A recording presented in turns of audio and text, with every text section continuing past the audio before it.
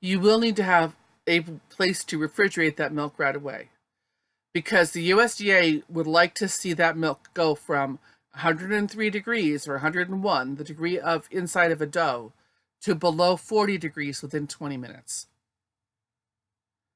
You can put it in the freezer to get it there, but that's actually going to heat up your freezer, and your freezer's going to have to work harder. I hear lots of people talking about trying to speed up their chilling time, and I don't think they're really thinking about the pressure that's putting on their appliance, but that's their decision. But you can take that milk, and as we do on a really hot day, take that container that you're pouring it into and pour it into the container that's sitting inside either a vat of cold water or a vat of ice. So you start the cooling process right away.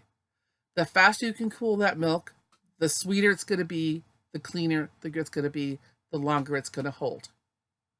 All right?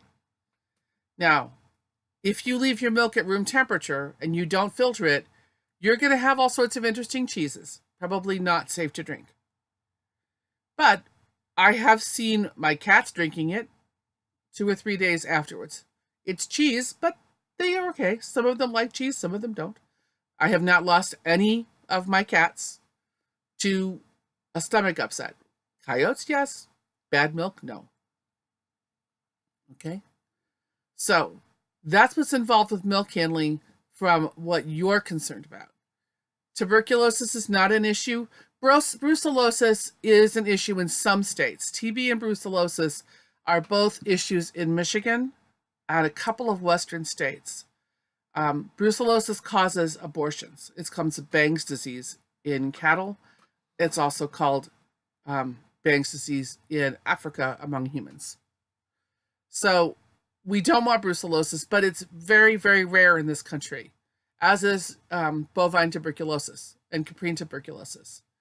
There are some strains of tuberculosis which white-tailed deer will get and buffalo will get, and they're concerned that those may transmit to the cattle or the goats. So there are some states that are not TB or Bruce free. Massachusetts is one of those which is. TB and brucellosis are both referred to as reportable diseases.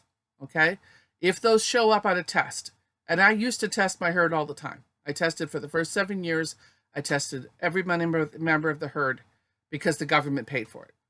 It's so rare now the government doesn't pay for it. All right, at least not in goats.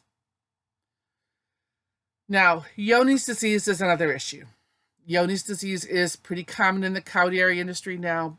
Estimates are between 60 and 80% of all cattle, both dairy and beef, deal with Johne's. The dairy cattle industry is one which is based upon replacements. It used to be a farmer would raise up a calf to a heifer. She would freshen. The second time she freshened, she would be a cow.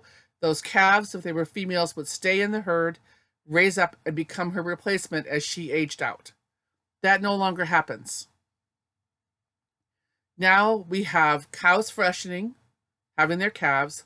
The calves are sold either for meat, or maybe they're put up to be raised for beef or veal by the farmer.